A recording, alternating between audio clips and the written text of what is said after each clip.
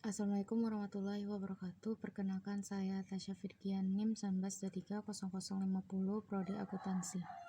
Hari ini saya akan presentasi untuk melengkapi tugas ketiga dari mata kuliah SAK dengan dosen pengampu Bapak Febriandi Ananda SE MSI dengan judul presentasi Harmonisasi Akuntansi di Negara-negara BRIC Jalan Bersama.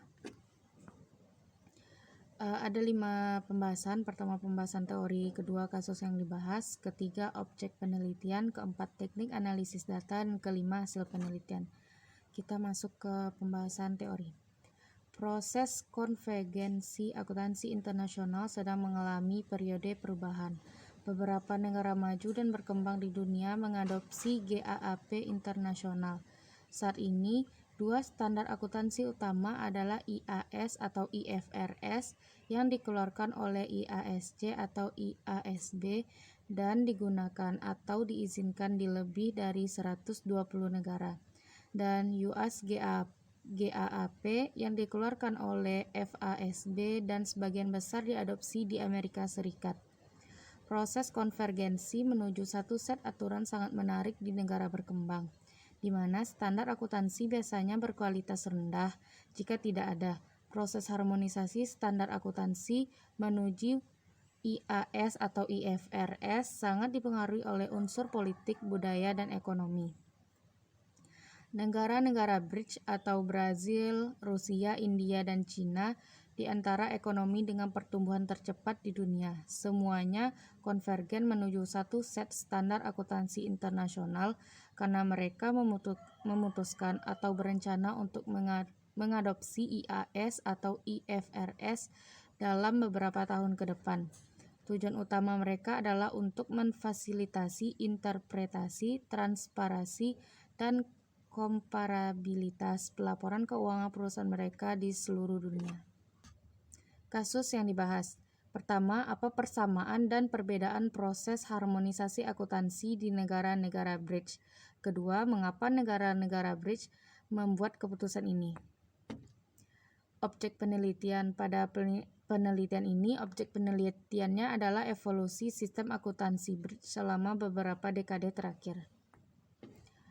Teknik analisis data. Melalui lensa kerangka teoritis yang baru saja kami soroti, kami melakukan analisis longitudinal yang menantang representasi statistik pada saat ini dari sistem akuntansi, terutama dalam hubungannya dengan evaluasi konteks sosial ekonomi di mana mereka tertanam.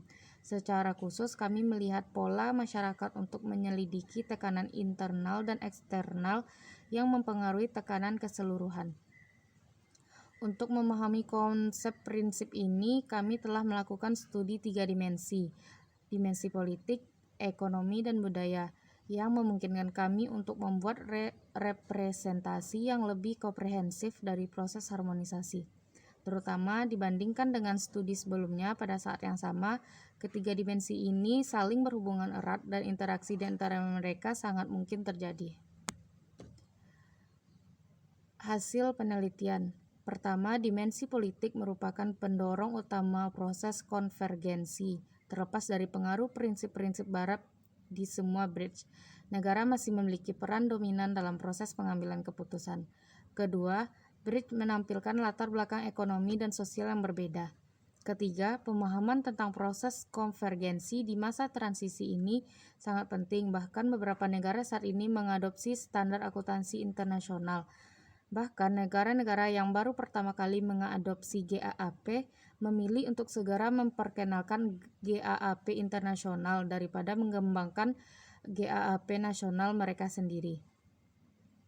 Keputusan yang dibuat oleh negara-negara ini mencontohkan kemungkinan jalur yang disebut pengadopsi pertama kali dan pembuat kebijakan mereka dapat mengikuti saat mereka menerapkan sistem akuntansi, dan badan pengaturan internasional harus menyadari kebutuhan negara yang berbeda.